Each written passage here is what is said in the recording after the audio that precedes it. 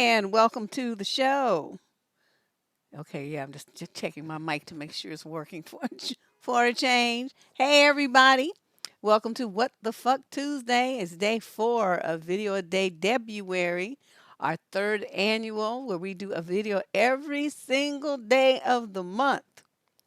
Why did I start doing this? I have no idea. It seemed like a good idea at the time, but I'm getting too old for this. It's a lot of work. But what you mean you fiending? I'm 3 minutes late. Yeah, I can't get my act together. This every video every day is kicking my butt. I just want you all to know.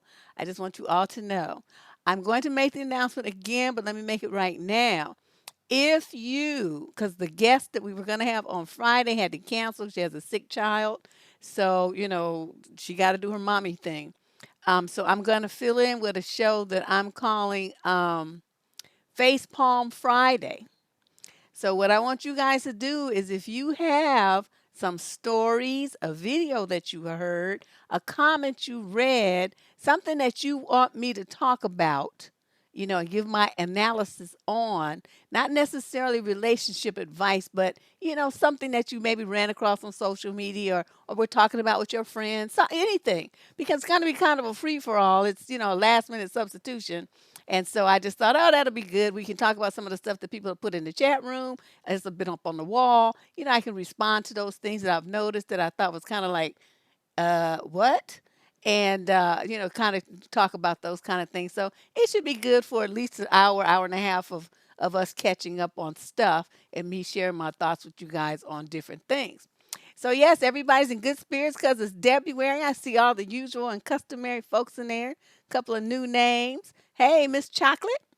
And who else do I see? Oh, Rod A. Rogers is in the house tonight. Best Life. Oh, you got rubbed. You rubbing somebody rubbing their hands together. Well, if you have something that you want to send me for Face Palm Friday, you'll see the graphic up on the wall. I put it up a little bit ago. That's why I was late. Um, just email it to survivingdating@gmail.com. Let me type that in here. If I could type, it's not V-I-V-I-N-D. Okay. Just send whatever it is you think you want me to talk about on Facepalm Friday to that email address. Make the subject line Facepalm Friday so it won't go in any of the other folders, okay? Yes, if you love Debruary, likes up. I appreciate it. We got a couple of new Patreon subscribers this month. I appreciate that. And a few, donations in the chat room. We always love those too to make up for the fact that, sometimes I can't watch my mouth. And so Google spanks my hand and cuts off any source of ad revenue on those videos. They don't be having it. But let's get started. We got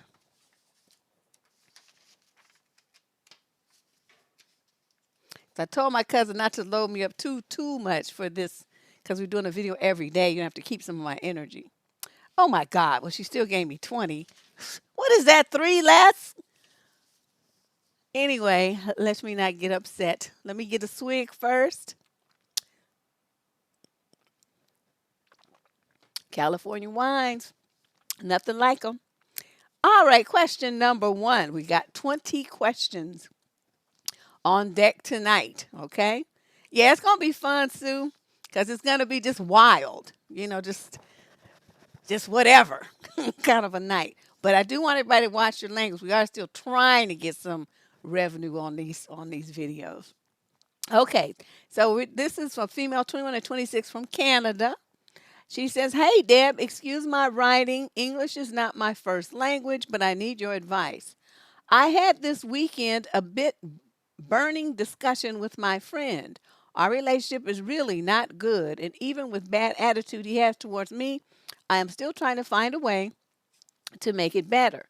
He explained to me after 2.5 years that in order to have a good relationship, I must achieve results in sports at the level he expects so that we can go to mountains via Ferrata together and similar plays. Is it normal that partners have equal hobbies? Does this really mean a good relationship? I like sport, but also other things in life, and I'm not used to go to mountains running just to reach fine target. Oh, I don't know what she means. He knew from first contact what my capacities are for sports. Now he said if you do not train hard, meaning like a pro every day, you do not advance in life. I really like him, but this is destroying me. I already made so much compromises, too much. He did not. Is it really a must that partners are obliged to have the same hobbies and spend all their free time together? Thank you for your advice and perspective. The answer is you need to get rid of him. He's a dusty bum. He might be a fit dusty bum, but he's a dusty bum all the same. You are not a professional athlete, and neither is he. There's no reason for you to train like a maniac. Okay? That's ridiculous. You'll have all kind of joint injuries, muscle injuries, tears, and not only that, and if you lose for a woman, you lose too much body fat, you start having hormonal problems. It's not only that you're a professional athlete, but they're going to be monitoring your hormones and your blood and blood body fat and all that stuff on a daily basis. There's no need for you to train like a maniac just to keep a man around. Do you know how many men there are? That guys will be happy that you go for a walk with them, or that you want to go for a bike ride with them once a month.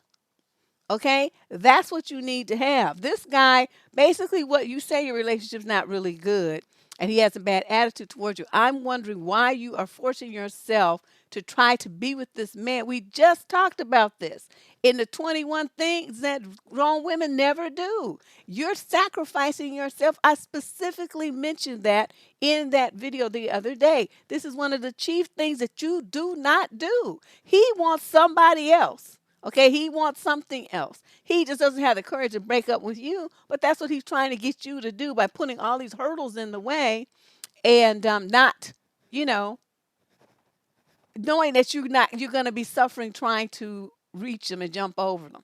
So what you need to do, young lady, is realize that he's just saying all this stuff because he wants to break up.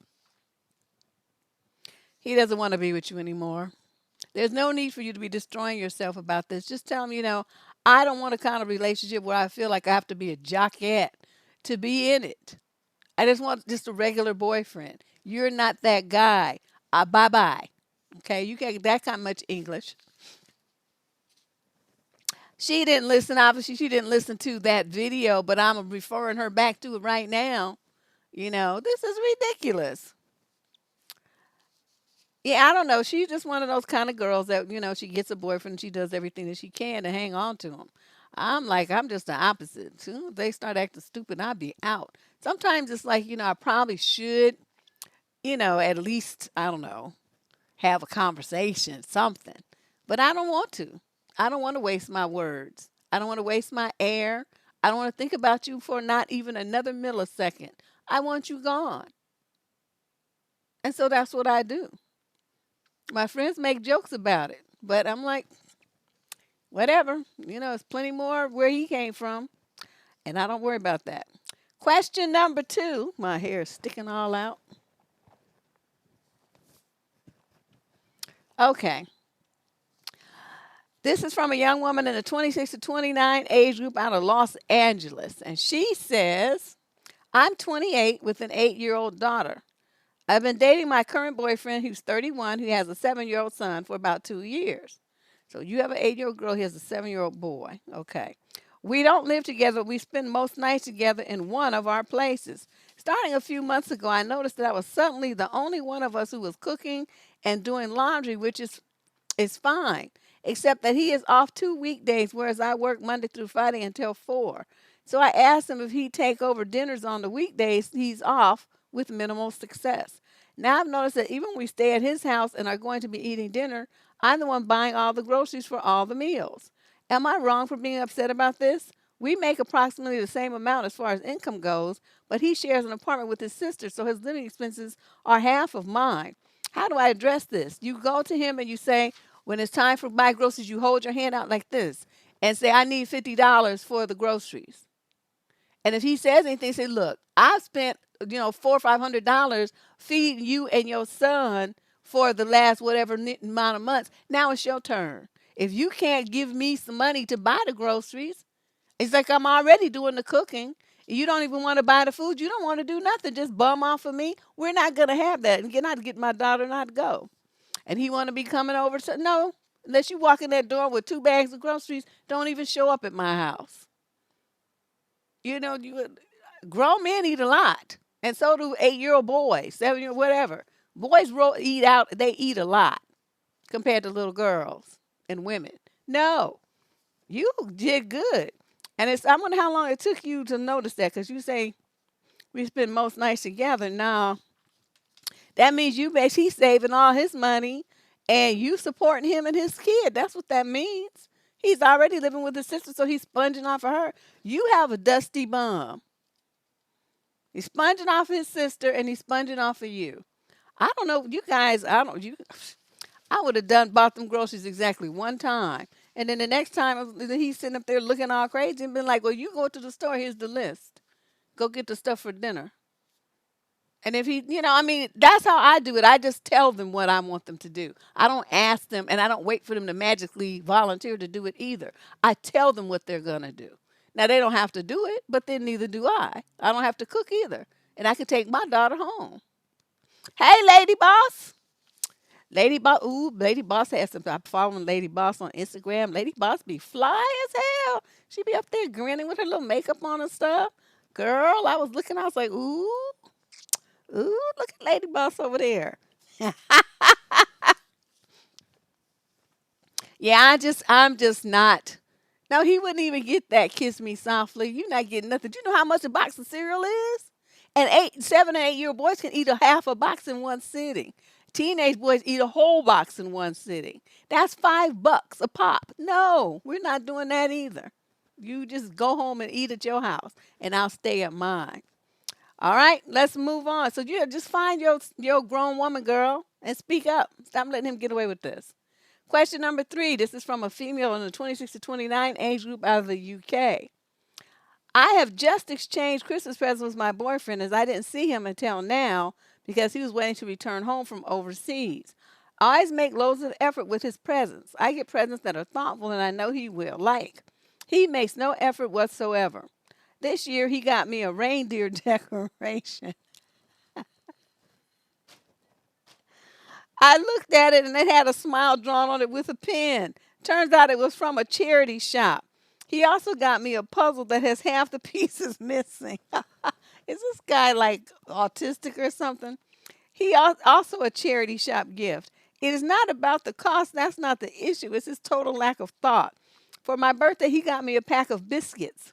And the UK biscuits aren't biscuits cookies. He got her a box of cookies. Um, she says, wait a minute. I am really struggling to put up with his lack of thought and effort.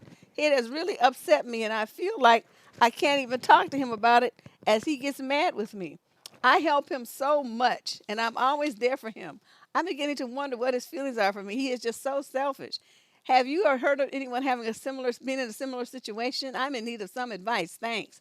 Girl, you with a dusty bomb too. Your dusty bum just got an English accent, but he's still a dusty bum. How you gonna be doing all this stuff for him and giving him nice gifts and going all crazy? See, again, I'm referring back to my video about the 21 things grown ass women just don't do. And this is one of them. Overgive. The relationship is skewed in one direction. It's out of balance. I specifically talked about that too, and here comes a perfect example of what not to do. Okay, so what you need to do, stop giving him anything. Don't give him a stick of gum. Don't even give him a smile. Don't do shit. As far as him, talking about you help him so much and you're always there for him, stop doing that. He's never there for you.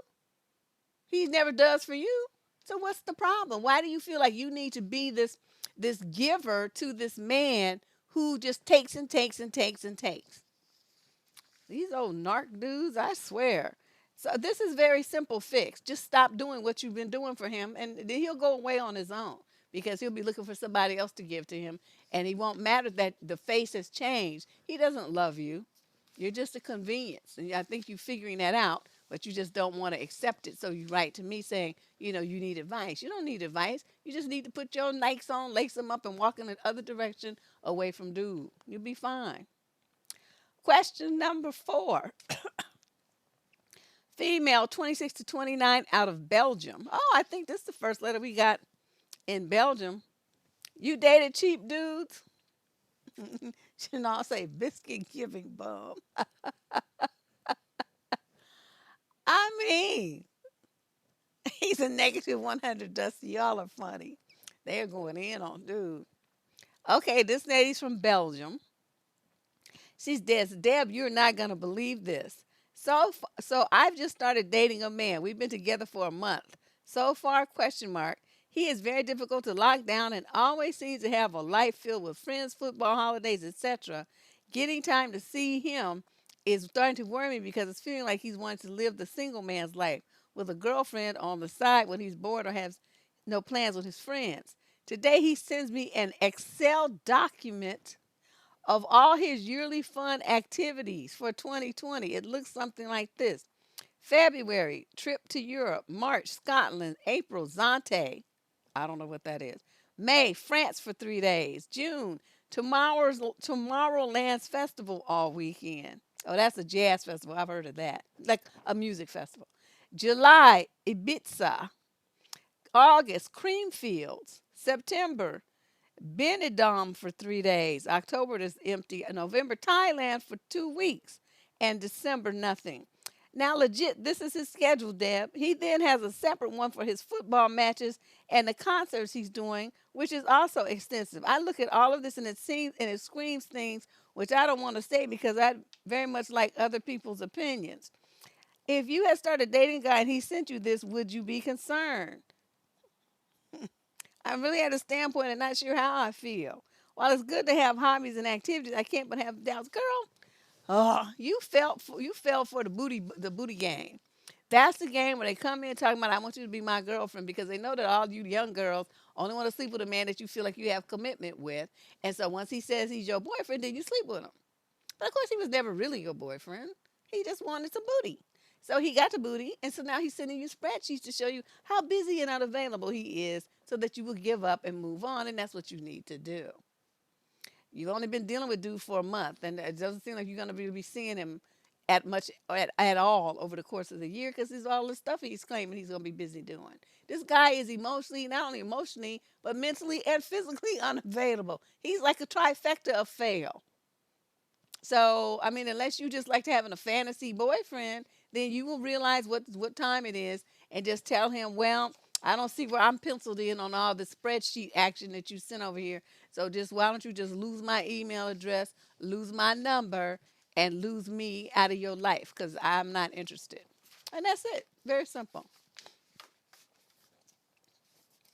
I'm like, this guy, I don't know what's wrong with this chick. Let's move on. We got question number 5 of 20. This is a young woman in the 21 to 26 age group out of Miami.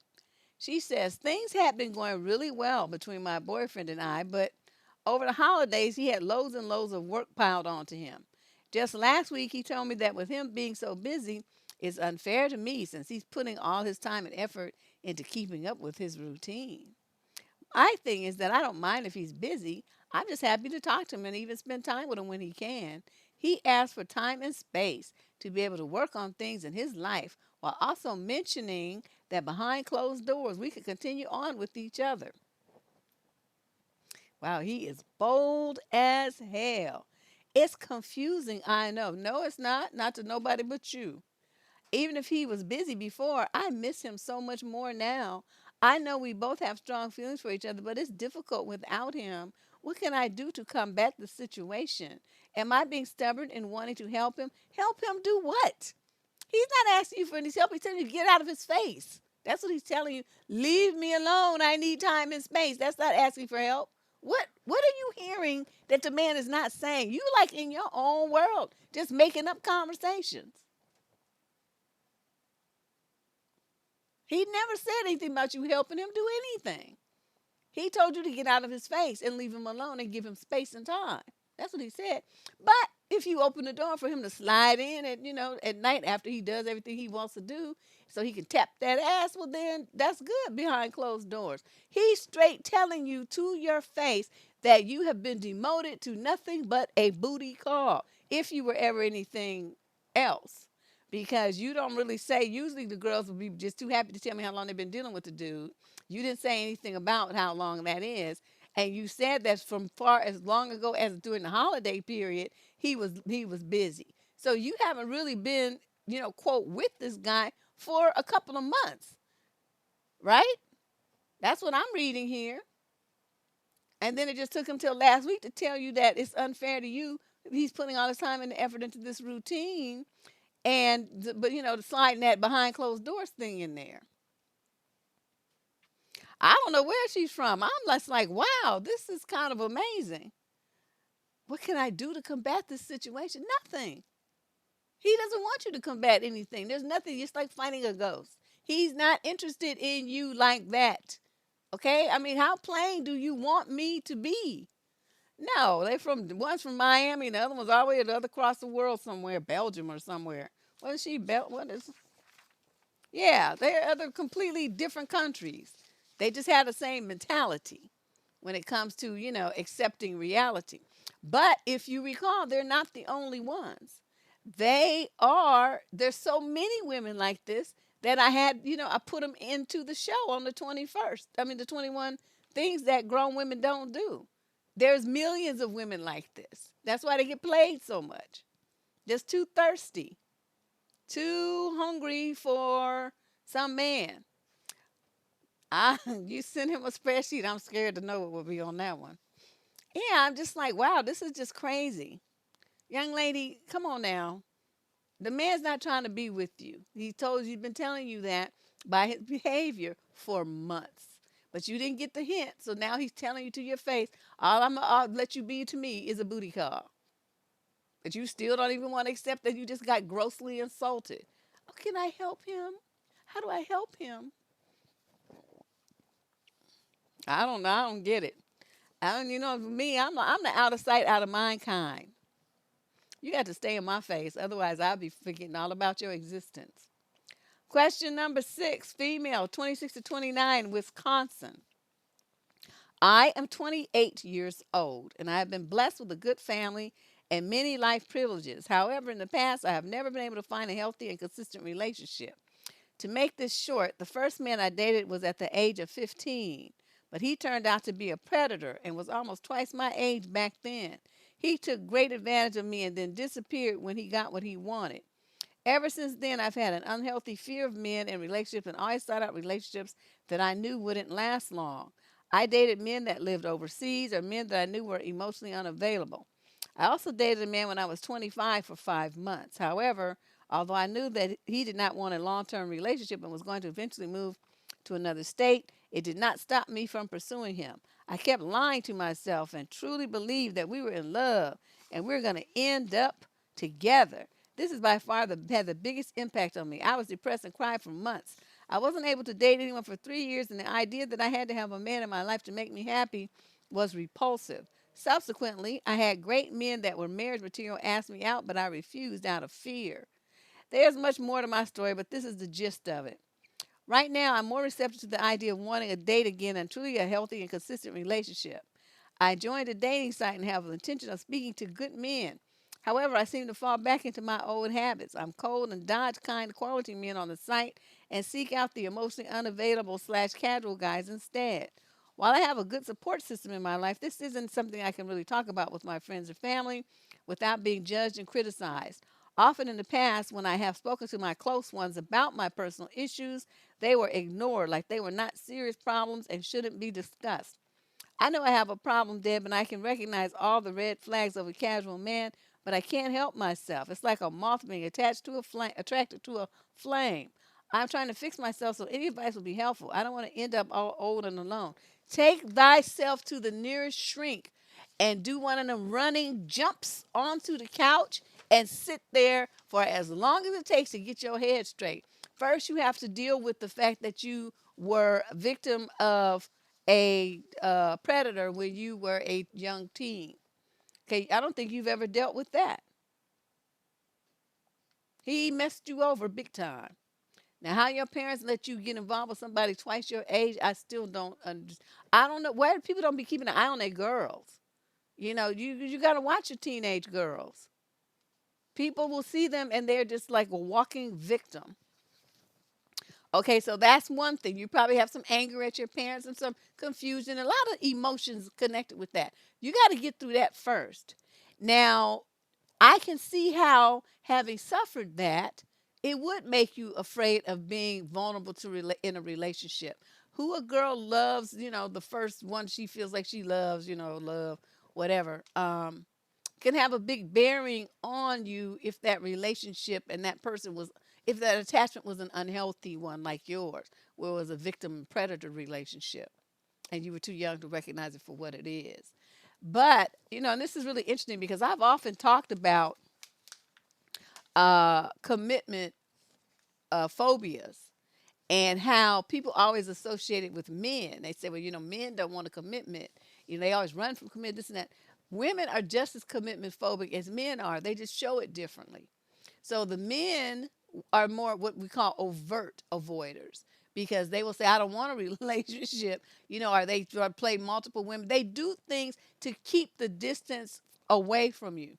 Women do a passive kind of avoidance where they purposely and intentionally seek out, choose, associate with whatever you want to call it, men who they know they will never ever have a relationship with. Isn't that interesting?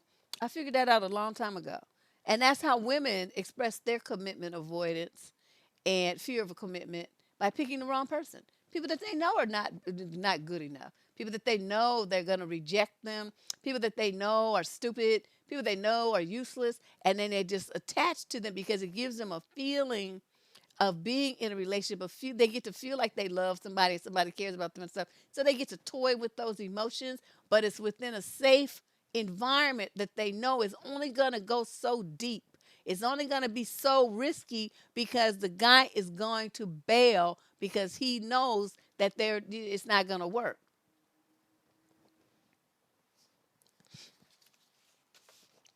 Well, it depends on what they mean. They want to be your man, but sometimes that's just words. You know what I mean? I feel like if they really wanted to be, they would show it like 100%. They would be there. You wouldn't have to ask. We wouldn't be having to talk about it at all because they're there. They are there. Every opportunity they have to see you, they're there. Every opportunity they have to help you, they're there. If they say they're going to do something for you, they do it. If they say they're going to be somewhere sometime, they're there. You see what I mean? He shows you with actions that he's your dude before the words have actually even been exchanged. But the ones that come in the door talking about, let's be, I know, you my woman, or stuff, and he ain't done nothing, that's just game. So these you young girls fall for that. Yeah, I want to be your man. I want to be your man. It's going to be me and you together. We going to be this and that. And you just met the fool. He ain't done nothing. He don't know nothing about you, and he just talking smack. Mm-mm. So that's my suggestion to you, young lady. You have a lot of wounds to heal and you need some professional help. This is nothing you can do on your own. And in this format, I cannot help you either. My goal here is to get you to realize the path that you need to take to find the healing that you need. You need some professional psychiatric help to deal with what you have been through. Okay.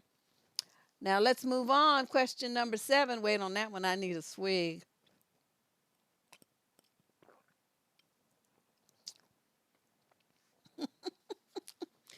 They do coffee at midnight. They do the stop, drop, and roll. They stop, drop to the ground, and roll out. That's how it is. But like I said, women do the same thing. It's just in a different form. You date somebody in prison. You know he ain't gonna never get out. You never gonna have to really work with him or wash the dishes and figure out who's gonna do the chores and make up the bed and yell at him about farting and all this other stuff is never gonna happen because he's locked up for life. That is the ideal relationship for a woman who's got commitment fears. Absolutely ideal. Because she never, ever, ever has to prove anything. It's all a fantasy. So, when soon as they say that they have these men in prison and all that stuff, I know what's going on with her psychologically. She's got some damage somewhere, and she's actually afraid of men. But that's how she gets to have a quote relationship with parameters around it that she can still feel safe in. So this is a very deep subject.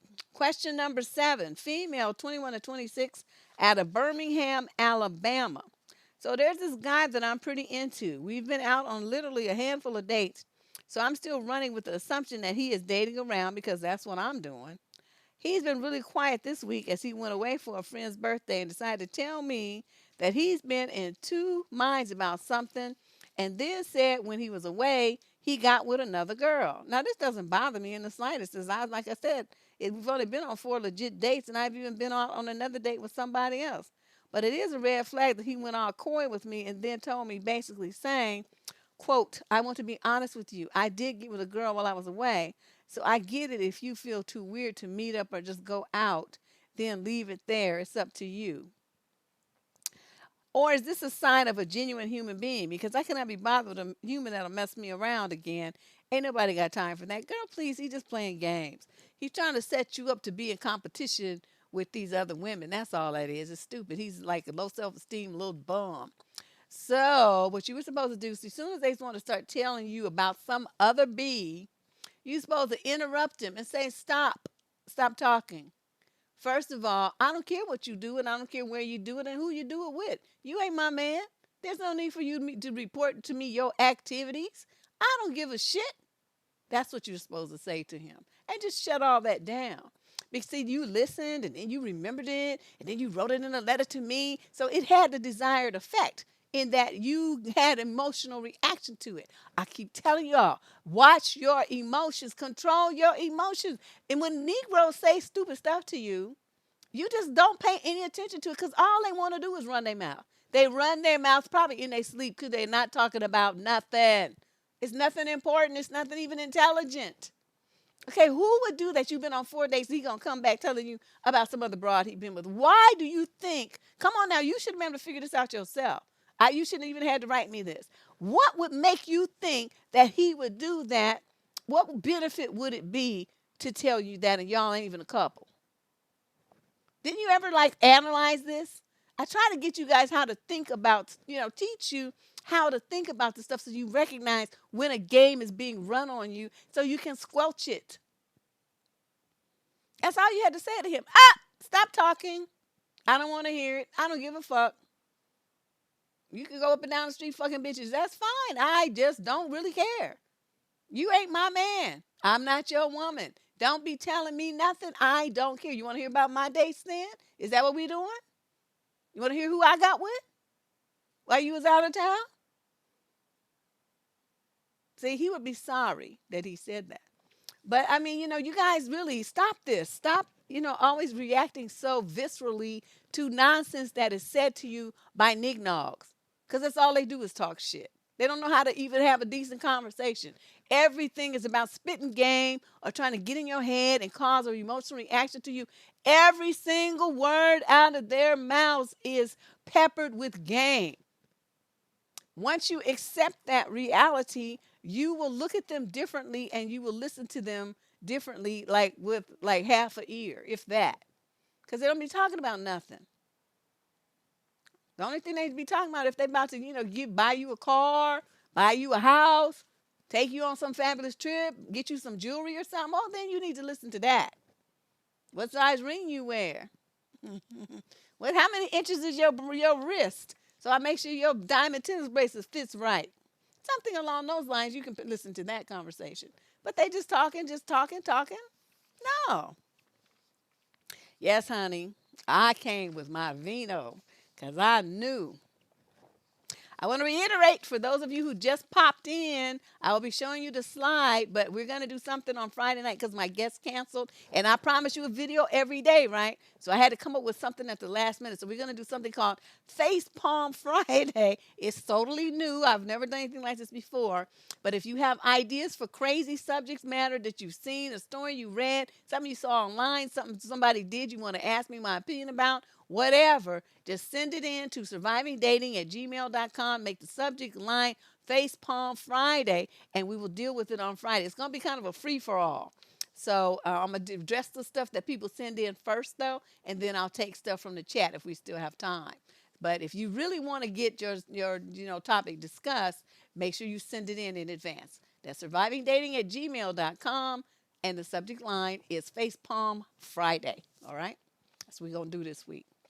Okay, now, question number 8. Female, 21 to 26, out of Santa Ana, California. I was casually seeing a guy for a bit over 2 months. He told me that he'd recently got out of a long term relationship which ended in October. So that was pretty recent. And we agreed to be casual as he said he wasn't after another relationship. I said I wasn't ready for one either due to a similar situation on my end, and I was happy to take things slow. Here's the thing though, we acted like a couple, went on actual dates. I met some of his friends and his roommates, stayed over his place every week, and we had lots of eggplant. It started to feel like it was more than a weekly hookup, chatting about life, calling each other, and texting daily. I was going to end it 2 weeks ago because I felt mixed feelings developing for him, and I didn't want to mess it up. But then he beat me to it and said he doesn't want to leave me on and thinks it's best if we are friends right now. I feel silly because I got emotionally invested into something casual. I didn't tell him I had feelings for him and just agreed to be his friend. But I don't know if I can just be his friend without being hurt. Should I tell him I developed feelings or should I leave? No, you don't tell him that, it's stupid. What's wrong with you? He already fired you. What would you go whine and tell him that for? That's something that you should have kept a secret. You told me that's as far as it goes. Okay, now in the future, you are not grown enough to do that kind of relationship because you're supposed to just spending time with him every week and doing all that stuff. You weren't supposed to do that in a situation that's casual. You messed over yourself. Just because the door is open for it to happen doesn't mean that you do it. You're mixing up boyfriend with casual. If it's casual, you see him once a week, once every 2 or 3 weeks, not all the time. And you don't be having lots of anything, just now and then, because you should be seeing other people. That's how you keep it casual. But you focusing on one dude and you doing all this stuff, acting like he's your man. You did that to yourself. You were stupid. Okay? And all of you who'd followed this pattern, you're being dumb. Now you agree to some casual mess. He straight told you to your face that he wasn't looking for a relationship, and you agreed. And then you go to try to, you go and you behave one way, but your mouth is saying something else. Your shit's supposed to match. What you say and what you do is supposed to match, ladies. Otherwise, you're not being a grown woman. You're acting like a child, like a 2-year-old. Because you know how they say no while they're reaching for what's in your hand? They're famous for saying no about everything. You want some candy? No. And while they're trying to take it out your hand. You want to go out to the park? No. While they're getting their little ball and stuff so they can go. That's how you're coming across. When a man tells you, when you tell a man, I don't want a relationship, no. But then you go and act like you do. Okay? Like a kid. That's what you're doing. You're going to be a grown woman. Your stuff's supposed to match. What you say and what you do, how you behave and what comes out your mouth need to match up. That's called, having a program. Right now, you guys just do whatever, whatever feels good in the moment. That's what immature people do. I'm just saying, this is just depressing to me to see so many young women are just like ridiculous. Well, I mean, casual could mean, occasionally, I don't know, you might go to McDonald's, you might go out and have a beer or something. It could mean a little bit more than just that part.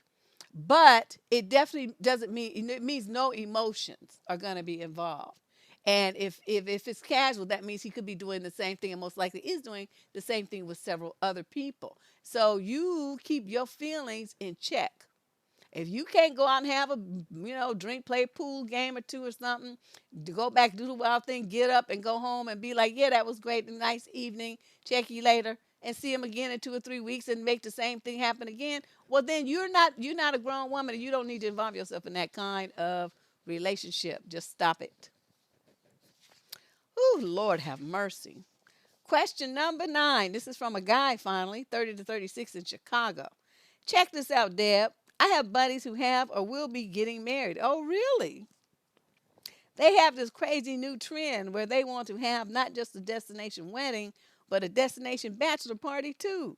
I'm okay if you have one destination, but to ask people to spend a significant amount of money on you, use their vacation time from work, and travel long distances, I think is inconsiderate. For example, a friend of mine had his bachelor party in Las Vegas, and his wedding will be in Jamaica. Now another friend, and his wedding was in Jamaica. Now another friend of mine, where all his friends and family live in the Midwest, same deal with his wife. is having his wedding in Santa Barbara, California, where neither one of them is from, nor do they have family or friends there. I was fine with that, but today I got an invite to his bachelor party, and it's gonna be in Miami. What the? It's like, come on, dude. I get that it's a big event and all that, but I personally would not want any of my friends and family to spend that much money on me, especially when the wedding is in May and the bachelor party is in April. Oh boy, yeah, that's back to back expense. Wow.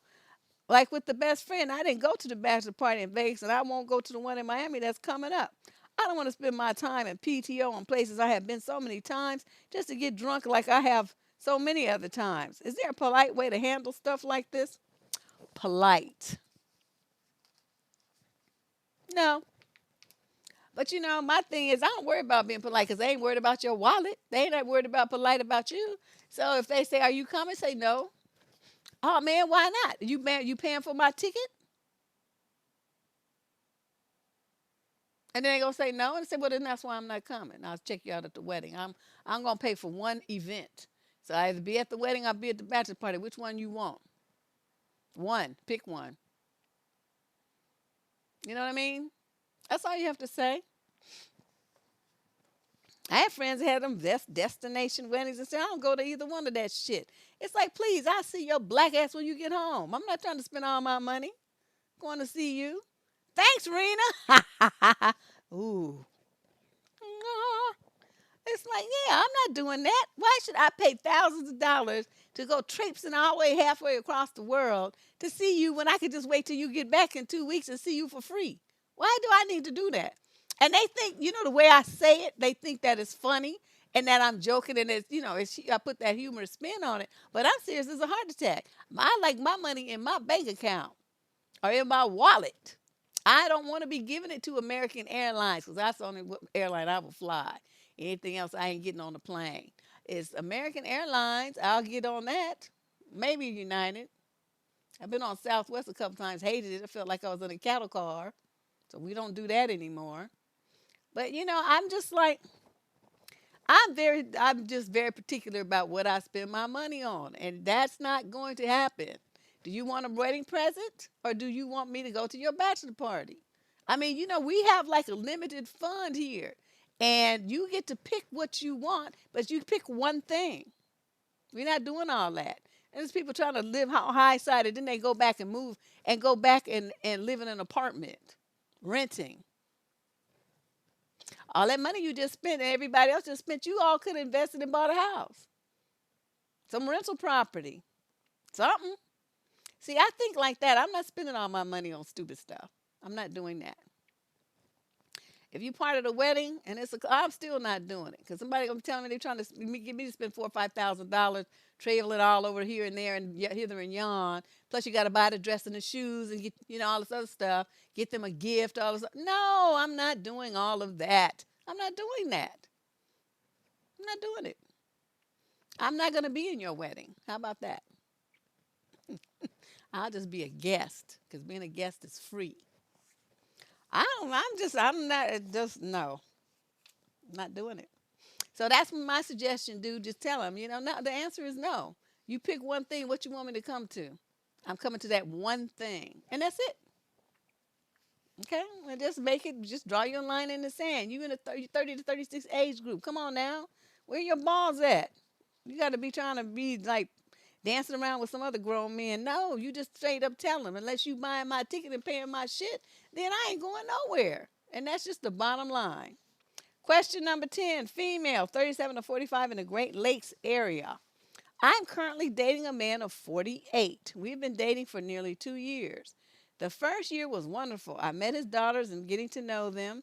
One had just entered college, the other soon to be 13. The holidays were very nice. Things went well the first year. The second year, I find now it's time to meet the ex-wife. She's a nice person, easy to talk to, a bit brassy, but okay. But she still leans on and depends on her ex-husband, my boyfriend, a lot. He's taken her to the doctor, stayed at the hospital with her doing a non-invasive surgery.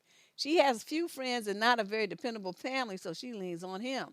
For the sake of the kids, especially the youngest, he feels he needs to keep her happy and healthy.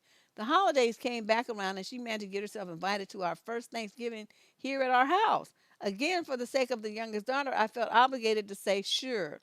My boyfriend and I plan to move in together during the summer, but I feel skittish about it. When do we start our own traditions as a family of his and mine without the ex wife having to be a concern? He wants his family tradition to go on with his ex wife because of the 13-year-old. I'm just not comfortable with this. I feel like they're still married apart and fill in the free time. Am I wrong to feel we should be starting our own traditions without her? We could be a team for the child still at home, but shouldn't she be starting her own life? And should I be this best friend? Huh? Heifer, you just a girlfriend. The fact that you've been dating for 2 years don't mean shit. He don't have no kids with you, and you all ain't married. So you try to insert yourself in a position to give yourself some kind of clout that you don't have. You need to stay in your envelope. It's called the girlfriend envelope. Now, you don't have to like what this man is doing. I mean, there might be a little bit too much dependency, but I tell you what, that is the mother of his children, and I wish more men showed that kind of respect for the mother of their children, especially when they still have a child that's a minor. That child is watching everything. It's bad enough that they got divorced. But there's no reason for him to just turn his back on the woman when she's sick and down. He needs to be there for her, just like he was there for the 13-year-old. So it's like, yeah, he might be at the hospital, but you know who else was there? That 13-year-old. Did you volunteer to take care of the kid? That would have been the solution to this. He would have went to visit the woman, but then he would have come back because he would have wanted to spend time with his baby. Did you step up and do that? That's a child. Did you? Or did you just bitch and complain? See, you need to rethink your position. If you put yourself in a position where you're going to try to make a man choose between his kid, a man like this who's very family oriented and, who's got a sense of integrity and obligation and responsibility towards his children and the mother of his child, you try to put yourself in a position where you make this man pick between those people and your ass going to lose. I can see it. That's the kind of person he is. You can have him, but you got to adjust your thinking. You have to be on his page. And if you can't, which it sounds like you can't because you don't even understand how the man thinks, then we're not gonna work with him. This is a man who is extremely loyal and family oriented and takes his responsibility as a father and support system very, very seriously. He would do the same for you. So all this that you talking about, when you, like I said, you ain't the wife and you ain't the mother of nothing. So you like low on the totem pole. You need to shut up. And you need to figure out how you can get deeper onto the positive side, get in good with this little girl, and show that you are part of the team and that you can at least tolerate his ex-wife. Because as long as that little girl's a minor, that woman's going to be around because she has custody and the little girl's going to be visited and, back and forth, back and forth. You all going to have to deal with her. In order for you to do that successfully, you need to change your attitude. If you cannot change your attitude, if you're unwilling to change your attitude, if you think that this is too much and you don't want to be bothered, then it's time to break up. You already put 2 years in it. Don't make it be two more. Just leave.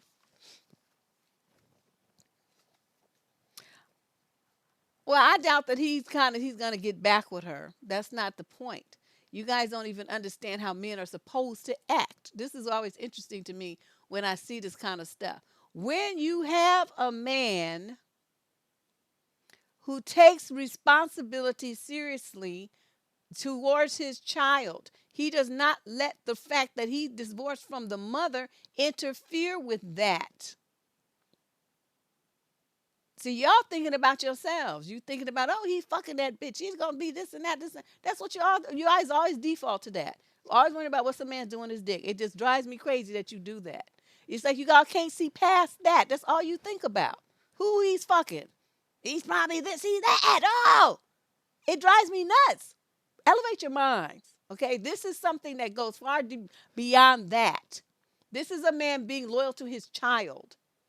And that means he needs to be cordial and respectful and take care of the child's mother because there's only the two of them. Didn't you just hear what she said? She doesn't have any friends and family. He's it for her support system. Now, like I said, if she can't get with that, then she just need to, just give it up and move on. That's all it is.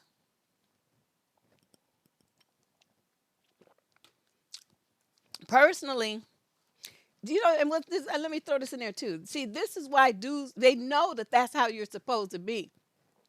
That's why when they approach you, they don't tell you straight up, "Oh, I'm a dusty bum and I don't even see my kids and I hate the mother and I go out of my way to hurt that bitch." And they never tell you the honest truth about it. What they do is come in the door with a sob story because they want to yank at your heartstrings and they want you to think that they're this kind of guy like this. So they come in and they say, "Well, I be trying to see my kids, but she won't let me. She won't let me see my kids." And y'all bite. Now here's a man who really is really that type of dude. You see what I mean? This is how you want the man to be. If you're gonna be involved with somebody who's got a minor child that he's still paying child support for and dealing with. If he's not, then and you don't want to be bothered, then there's plenty other men.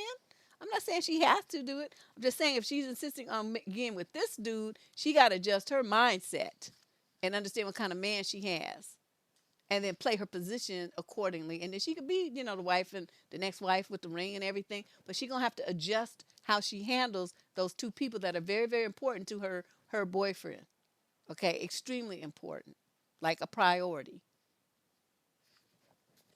Question number 11. This is a female, 21 to 26, out of Atlanta. Oh no! Once they say Atlanta, it's hot. I've never gotten a letter from Atlanta that was not just extremely dusty. I'm dating someone with a newborn. See what I'm a 7-day-old newborn child. We've been dating for 7 months. I knew the baby mama would be giving birth, but I chose to stay with him, although I was very uncomfortable. I'm still very uncomfortable. What advice do you have? Oh, I haven't said this for a long time, but I'm going to say it tonight. Take this hand, draw back, and then slap the shit out of yourself because you were very uncomfortable. That was your sign that this was not for you. See, instead of you dealing with dude and him messing around with you, he's supposed to be getting his mind right to be somebody's daddy. That's what he was supposed to be concentrating on. Instead, he's concentrating on you, and you allowed it. I don't understand you people. Um, 7-day-old baby, you good? Cause I'm telling you, soon as I heard, no, she's not the side chick. See, there you all go again, talking about like somebody's dick is golden. Don't y'all know how many babies get born because people were just stupid? They slept together one, two, three times. Don't know each other's last name, just know the street name. Don't have no kind of commitment, nothing. And the next thing you know, the woman turns up pregnant and she decides to keep the baby. How many times have you heard the story? So to think that she's a side chick when it's most likely that because she been with dude for 7 months, he ain't been with the chick all this time. There's so many stories like that. They're not a couple. They were never a couple. The women just be stupid and be don't using birth control and get pregnant by some dusty piece of man they just met, don't know nothing about, don't have no commitment or relationship with, ain't even dating, not really. And then they get pregnant. Well, of course the dude's not gonna have a relationship with them. They never had one to begin with. So what? What do you expect? You know? Come on now. You guys stop thinking about dick all the time. Like that's the only thing. You all got to elevate your thinking. Come on now. Exactly. She said she knew that. That she was started messing around him when the woman was pregnant, 2 months pregnant. The 7 months and the baby's 9 months. Right. So, that's what I'm saying. That happens though. That happens all the time because silly young girls do not use proper birth control. And then they don't want to get an abortion. Oh, I'm not going to kill my baby. I'm going to have my baby. He don't have to be involved. I could raise it by myself. I'm a strong woman. I can do this. I don't need him. Man. Oh, too many times that happens. And so, they just had a baby. Baby is not attached to that man. The woman ain't attached to that man. It's just stupid. And that happens all the time. That is not a side chick. Okay. That was just some moment of fun that went wrong. And that happens a lot, especially in the black community. I just not get it. So let's move on to question number 12. A female, 37 to 45, out of Tampa, Florida. I kicked out my ex of 10 years as he was cheating with another chicken head who was also cheating on her significant other. Now they both continuously call me to tell me he's her and that's her man now, like I give a damn, like I told them. This is a woman who moved her 4-year-old daughter in with him after 3 weeks of knowing him, and then they got engaged. Okay, they telling you too much of their business.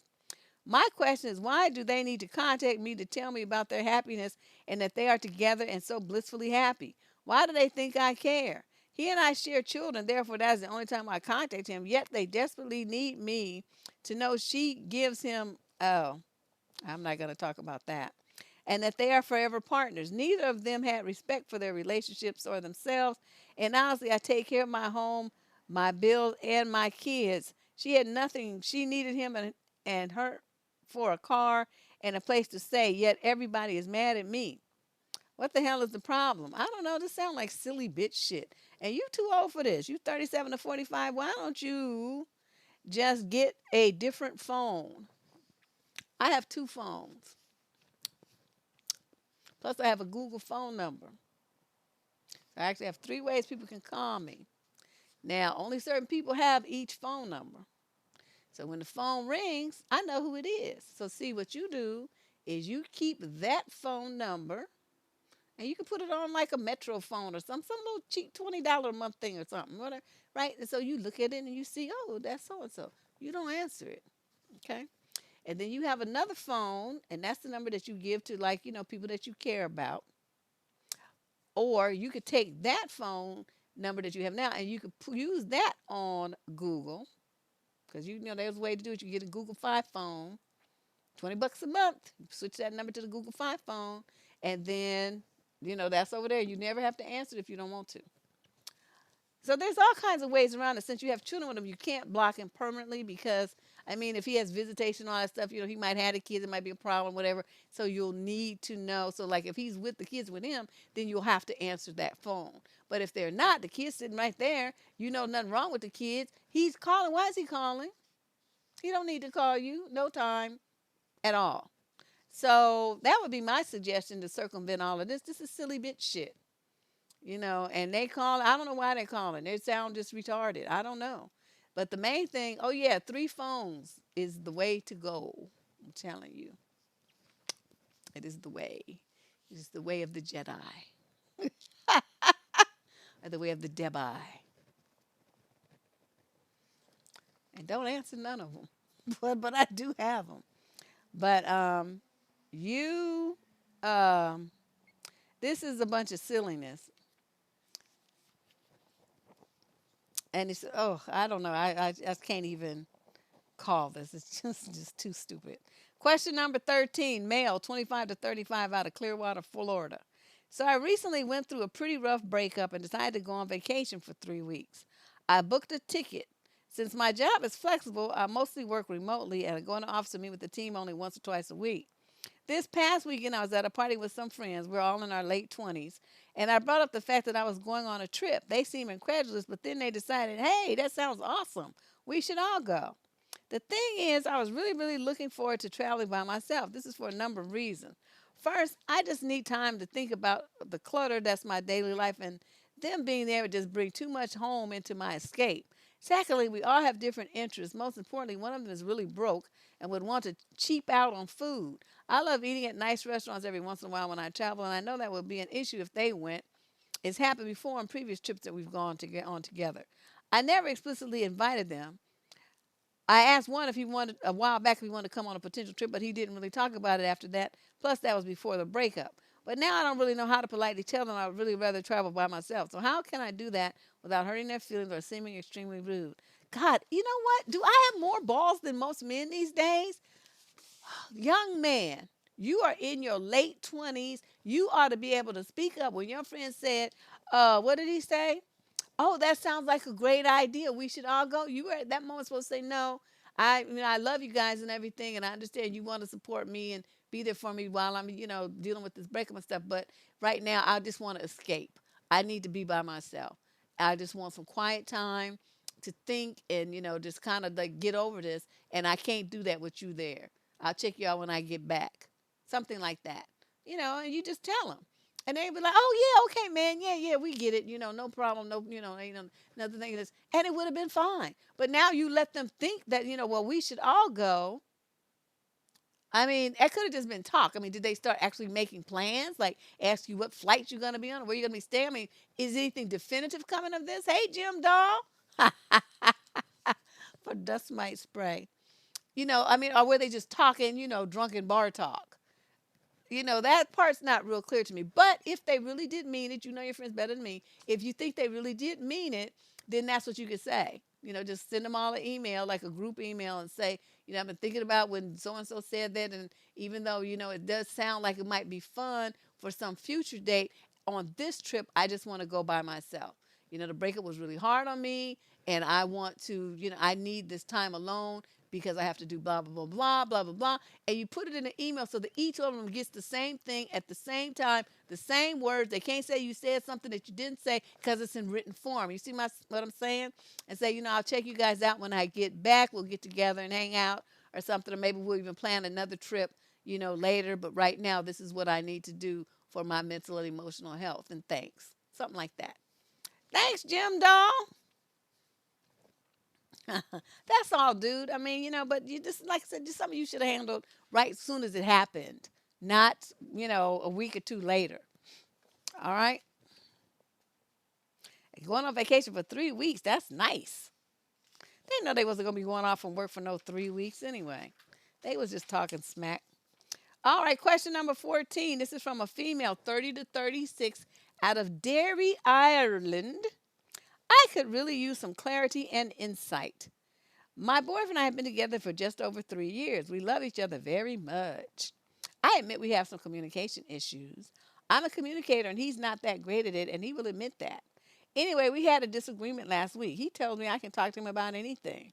I have been expressing some frustrations at our workplace, not frequently, but once in a while. We are coworkers. Ugh, big mistake. He has expressed some to me as well recently. I attempted to explain my point of view on one issue. He disagreed with me. That was okay. I told him we didn't have to think the same way and it was okay to have different views. He then told me that I was wrong for thinking the way I did. That completely hurt me. It shut me down. I felt like I can't really talk to him about things that bother me. I just said he made his point and that it was well said. He said, okay. Well, we haven't spoken in 6 days today. Was I out of line? I know I'm part of the silent treatment problem that is currently going on because I haven't reached out either. I'm usually the one who reaches out first after an argument. I feel like he owes me an apology. However, I don't think he feels like he does. Hence, oh, there's that word again. Hence the 6 days of no contact. Any advice is much appreciated. You're broken up. My thing is, if you go more than 3 days with no contact and you are calling yourself in a relationship and the person's not half dead or, the plane went down or it was abducted by aliens or something like that, you don't have a relationship no more. You don't have a boyfriend no more. You are now broken up. So that's what's going on here. Now, the fact that y'all broke up because you had a disagreement and he told you that you were wrong, all you had to do was tell him is, I didn't ask you for your opinion. I didn't ask you for your opinion. Your role here was merely to listen. And you sitting up here in judgment, motherfucker, I didn't ask you that. I don't want your opinion. I want you to shut up. Get out. See, that would have been me. So by the time he got to 6 days, he would have known when he left that moment that we was broken up. Because you're not going to tell me that I'm wrong, and I'm merely telling you I'm expressing my frustrations, and you going to sit your ass there in judgment and start telling me that I'm wrong? Your role is to listen. That's it. That's all you do. I didn't ask you your opinion about nothing. So see, that would have no. That would have got him straight cussed out. But yeah, you got somebody, you ain't talked to him in 6 days, that relationship's over. And you talking about you love him very much. You got communication problems. That's the number one most important thing in a relationship. Y'all can't talk to each other. What's the point? Why are you there? Question number 15. We got 5 more to go after this one. We got, 20 questions. Yeah, he didn't get abducted by no alien. He didn't get trafficked. He didn't get abducted by, for held for ransom. None of them things happened. He just being a dusty bum. Okay, she's 26 to 29 age group from Salisbury, North Carolina. I am a 27-year-old young lady who lives in Salisbury, North Carolina. And where I live, the pickings aren't so good in men. I keep getting approached by dusty, crusty, and ill-mannered men asking me for my number to try to get to know me better. I always turn down the offers because it's embarrassing to me because they have the audacity to even speak to me. My question is, how do I get these dusties to leave me the F alone? Thank you. Well, girl, if I knew the answer to that question, I'd be a multi-bazillionaire. Do you know how prevalent street harassment is all over the world because men think just because a woman's in public on the street that they have the right to accost her, to interject themselves into her life, to tell her to smile, to ask for her number, to tell her that she's beautiful and all kind of other stuff that don't nobody want to hear. Keep walking, motherfucker. Don't nobody want you talking to them. Leave women alone. Don't you think if I had the answer to that I would have already made that happen? There's no answer to that question. This a case by case basis, and it depends on how much heat you packing and how much of a black belt you are. How what you gonna say? Now you're saying that you turn them down. That's all you have to do. Say no, thank you. I'm not interested. No, leave me alone. That kind of stuff. You know, or you could just ignore them. Now, somebody suggested here that you put headsets on and just walk up and down the street with that on like you listening to music. The problem is, they'll stand in front of you and motion for you to take them off. That's how bold they are. Some of them, they just go insist that you're gonna talk to them.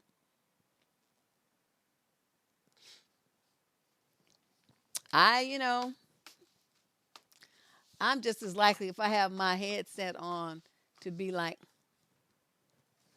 get out of my face. I don't talk to dusty bums. I don't talk to men who try to pick women up on the street. That means you have no class. Something, I mean, I can't just say no. I have to add an insult to it. I have to say something vicious. That's just me, though. Yeah, that's what I'm thinking, too. See, La Morena Lista said there's no escape from street dusties because they're everywhere. And that's true. They're in every country, in every city, everywhere. I mean, they're just every single one where that you go. And even if you try to act like you're a man, then they'll tell you that you need some of what they got because that's going to straighten you out. And that's why you're confused about what you really are, and they're going to bring out the woman in you. So, I mean, that just never,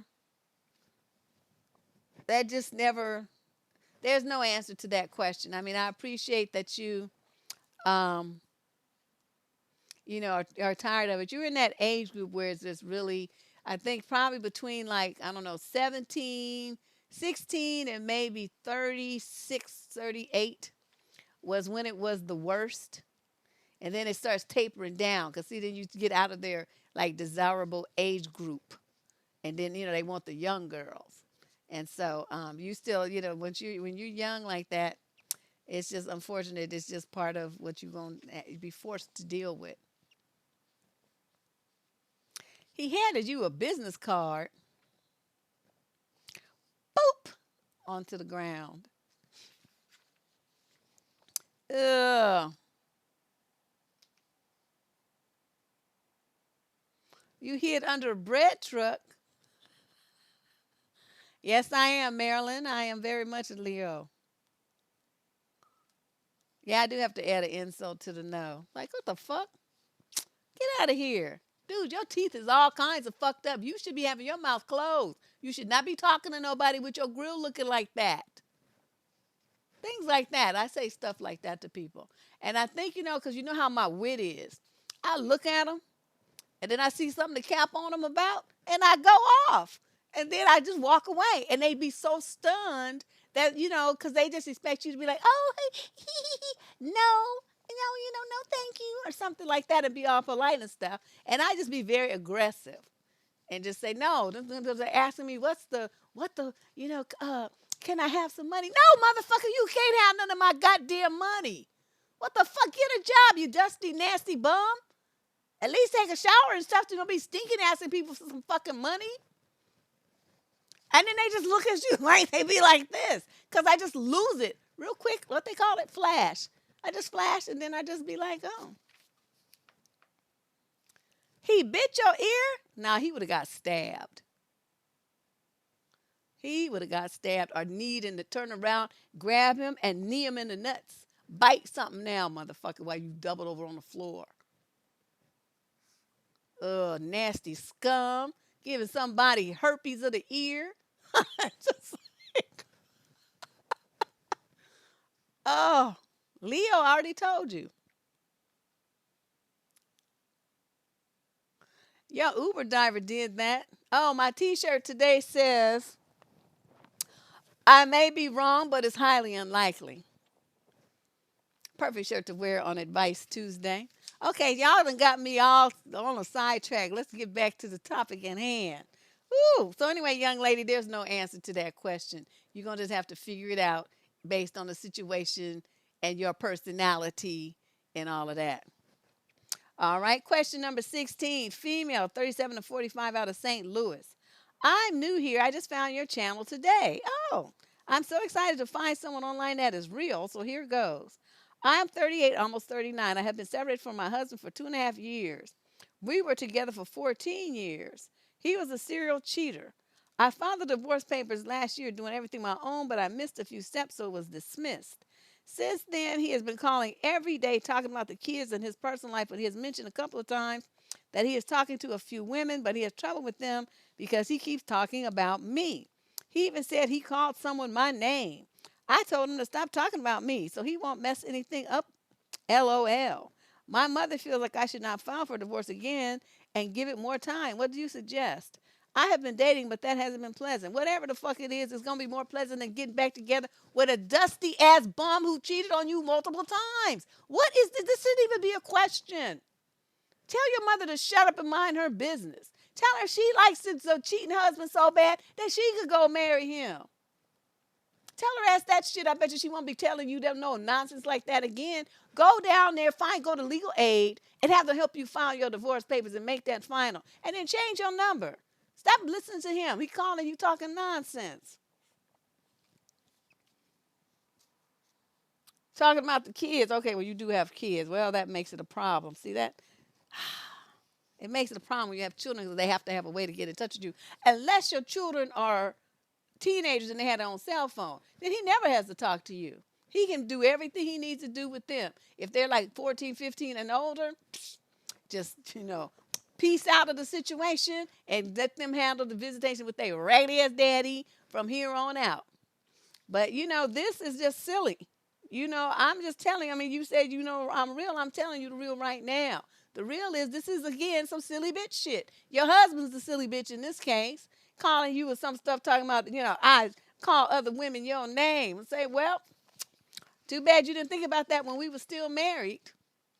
Don't be telling me with the sad sob story now. I don't fucking care.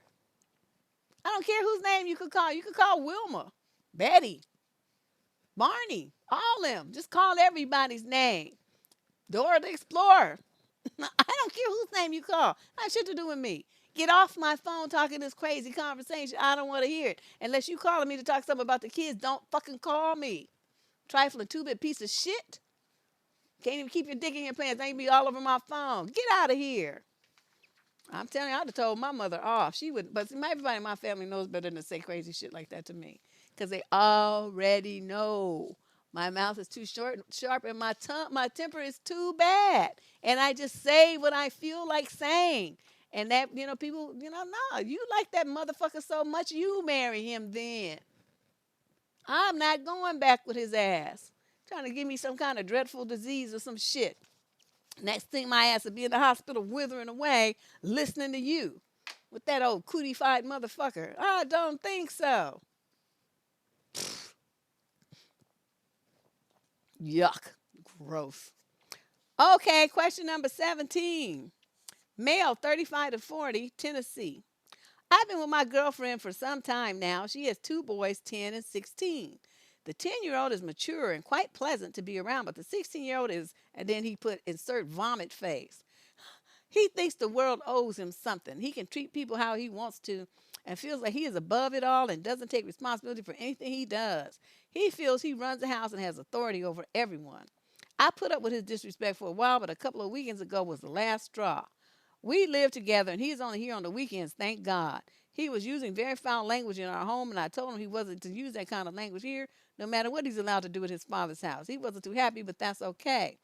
He acted very disrespectful while I was telling him this. When he was leaving, he never acknowledged me or said goodbye or anything.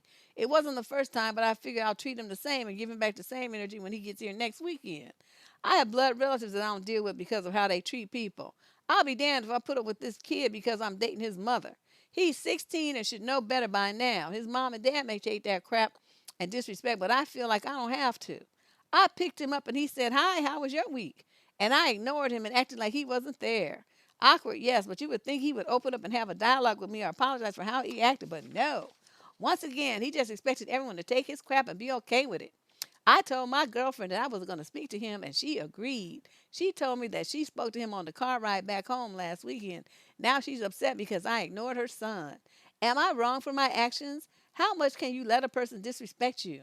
I tolerated him for a while, and for him not to be apologized just shows once again he's not being accountable for his actions. What should I do now, Deb? You should come over here so I can kick your monkey ass. That's what you should do.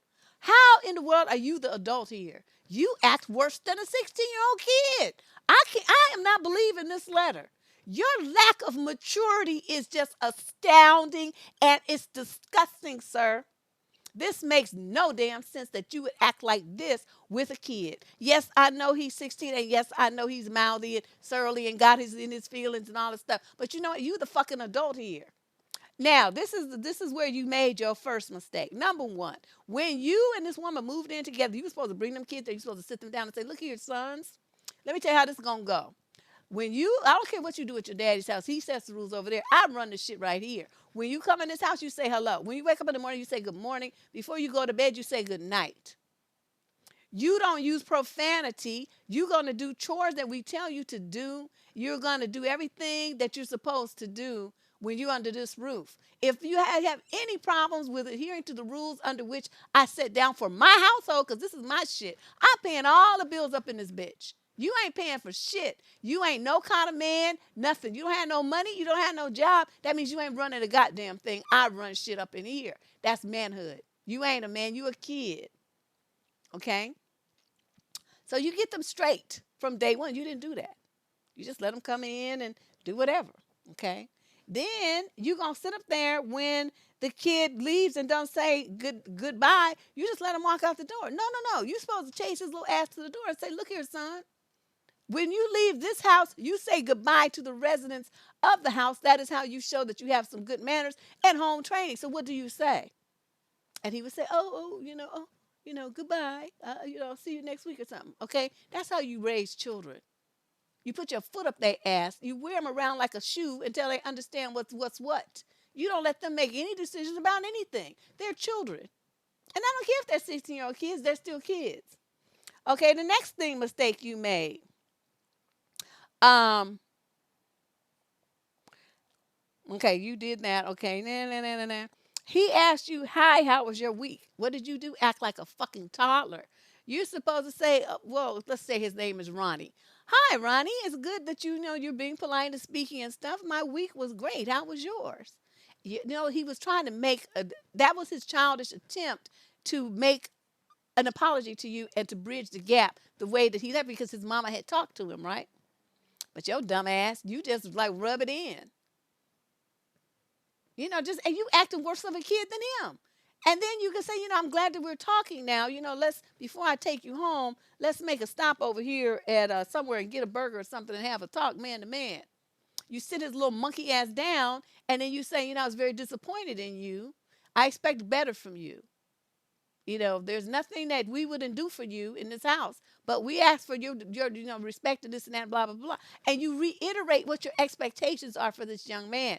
You reiterate how disappointed you are in his behavior. You reiterate on how you think that he could be better, be greater, and provide more, make his mother proud of him, be a role model for his little brother. You lay the guilt on thick. That's how you fuck with a kid's mind.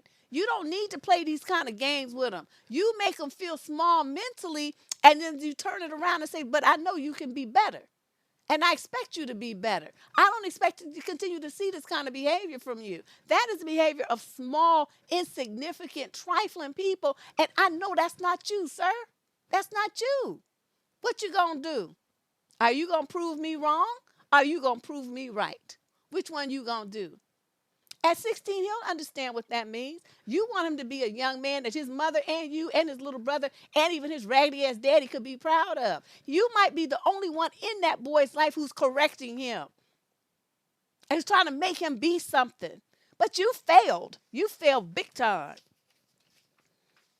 Oh, this letter is so disappointing. You are just a piece of shit. I cannot believe you're going to call yourself somebody's role model for manhood. Ooh, your girlfriend is so nice because I would still be cussing you out. 2 weeks later, still cussing.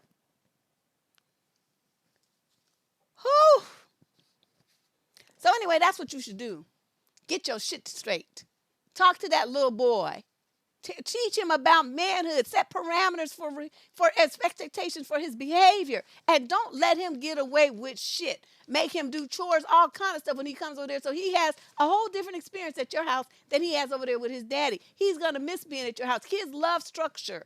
They love to have boundaries. It makes them feel safe because they know what's going to happen, what's going to expect, what your expectations are of them. And then they do everything they can to meet them.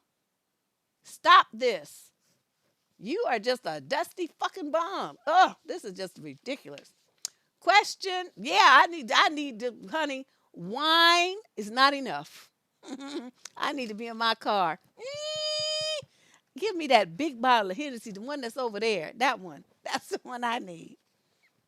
Okay, question number 18. This is a male, 26 to 29, out of San Jose.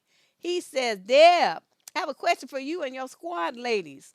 A female family friend that I've known since we were kids went and bought herself a ring and told her dude of 3 years that they were getting married and that the ring was her engagement ring. Oh, no, she didn't.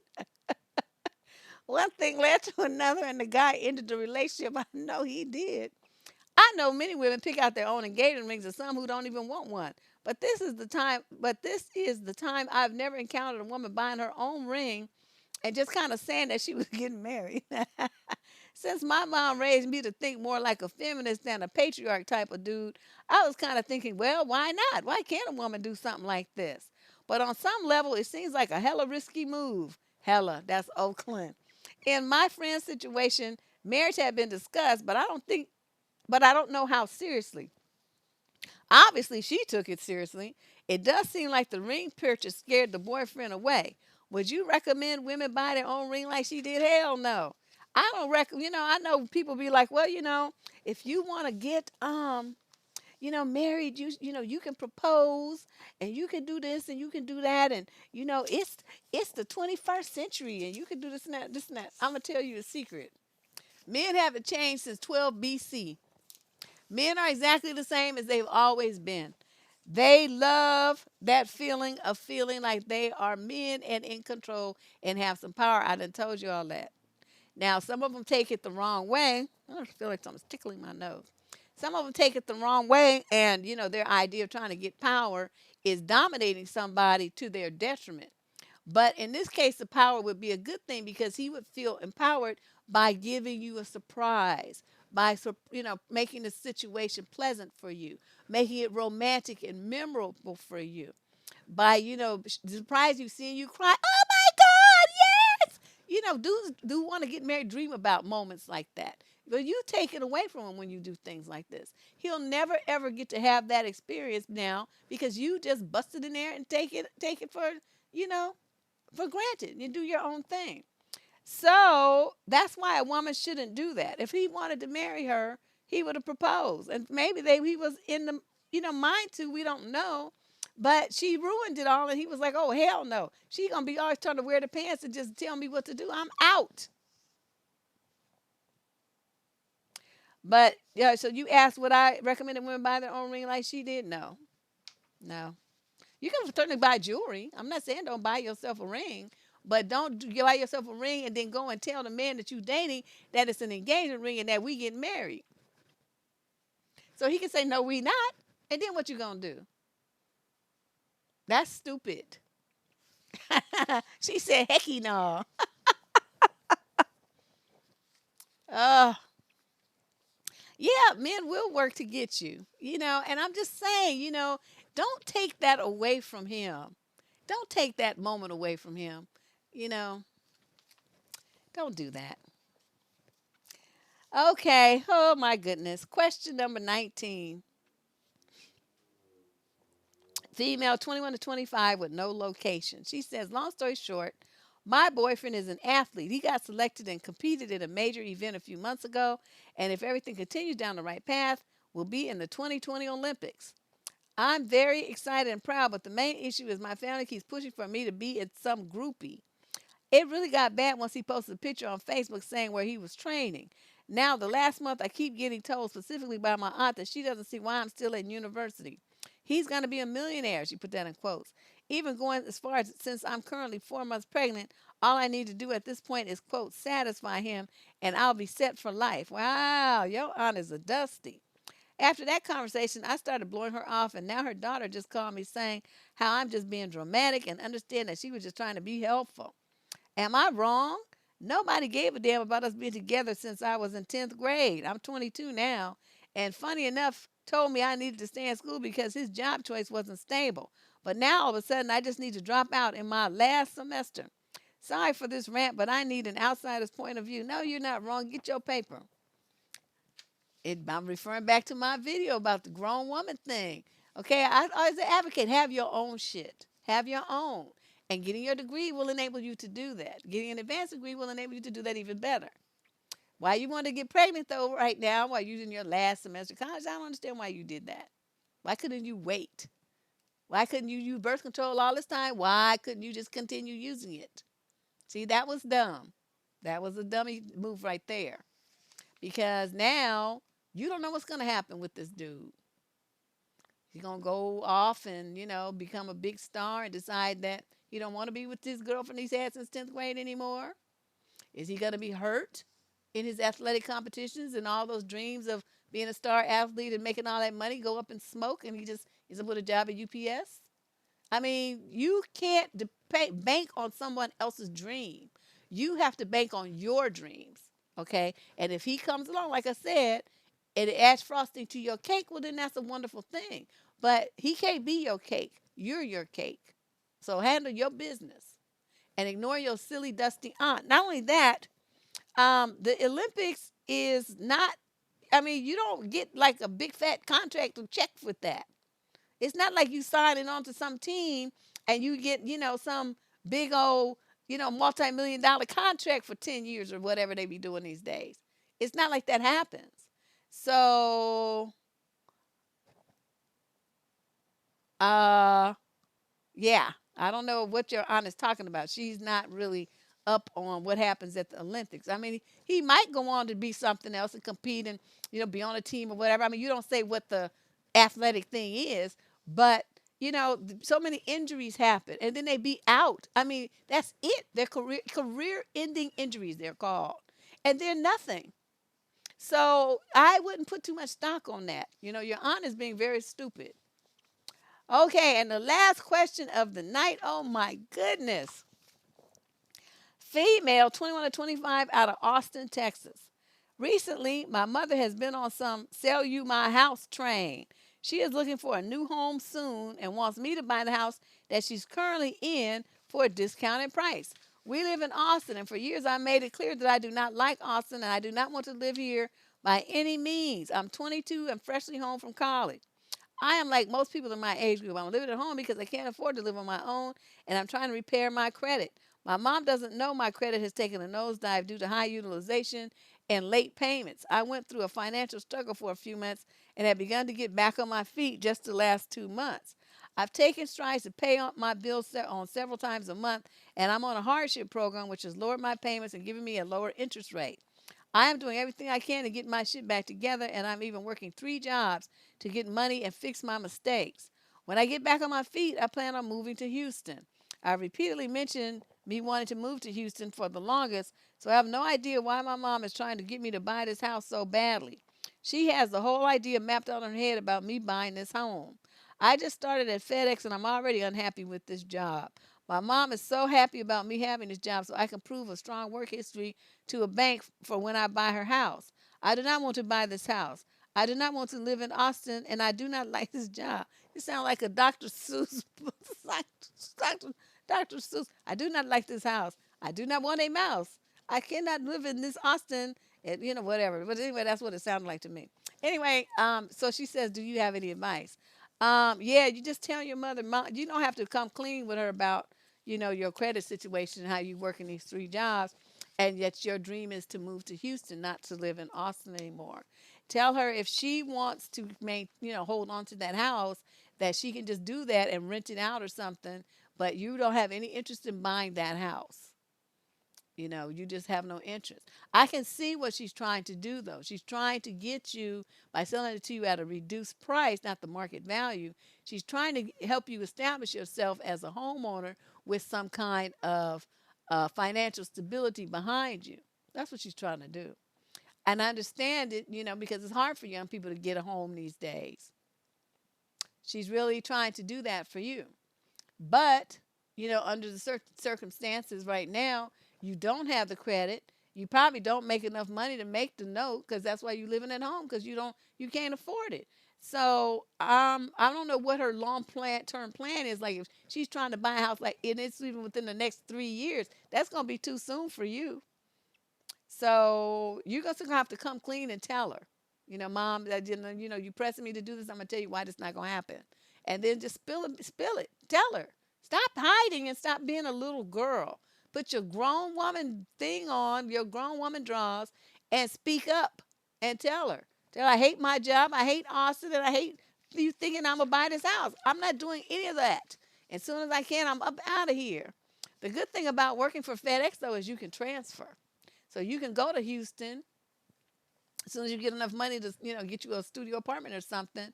You can go to Houston and still work for FedEx while you look for something else.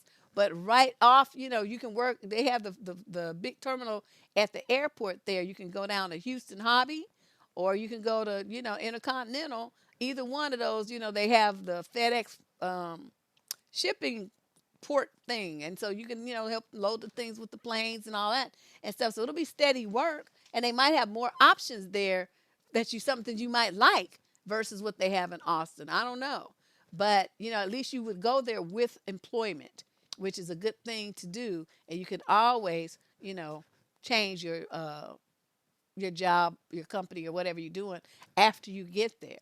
But it would enable you by having that mindset of transferring to be able to get out of Austin that much sooner. You feeling where I'm coming from? Okay. Pay those bills down and then transfer. It's not a he, it's a she. She has 3 jobs. Well, I mean, it depends. She's young. She's just out of college. She's only 22. She got stamina. She can work them 3 jobs. Shoot, you think of all the clubbing most 22-year-olds do and then get up and go to work and they do that for years? She can handle it. She's not going to get sick. But anyway, that's our What the Fuck Tuesday advice column. This 4th day of Debruary 2020, our 3rd annual video a day Debruary. Thank you for coming. And remember on Friday, because our guest left, our guest not left, had to cancel, um, I had to come up with a replacement show at the last minute. So what I came up with is this. It's called Face Palm Friday. Face Palm Friday. And it's going to be relationship advice and a whole bunch more. So we're just going to talk about a whole bunch of stuff that you guys want to talk about. If you have ideas, you ran across something online, you thought it was interesting, you would like to get my take on it, then this is the time. Send it in to survivingdating@gmail.com, and I will share my thoughts on it, my analysis, whatever. And we can have some laughs, and I'll enlighten you with my usual wit and insane conversation. That's all I can say. But you guys, uh, hmm, okay, what am I doing here? I don't know what I'm doing. Hold on a second. I'm trying to find I think I messed up something here really bad. I think I messed up something, and I did. Well, this is what we're going to do. And you know how I usually put my little outro slide there so I could put the exit videos. We're not going to do that because I messed up the slide and I don't know where I put it. But anyway, thank you guys. I have the show that we will be going live tomorrow is about soul ties. So please become a subscriber to the channel if you haven't already so you can catch that. And then the day on Thursday, I have our first guest for Debruary, and we're going to be talking about the joys of being single and the benefits for women of staying single. Then on Friday, we have the Face Palm Friday show. And on Saturday, I'm doing an interview with a woman who has been with the same man for 62 years. They met when they were 13. They've been married for 52 years. And she's going to be talking about how you keep a man the right way. I thought this is fascinating. So I can't wait to hear what she's got to say. So as you see, we got some great stuff coming up for you guys. Make sure you hit that subscription button, hit the like before you go, and I'll see you all. Well, I guess I'll see you on Friday. Okay? Talk to you later.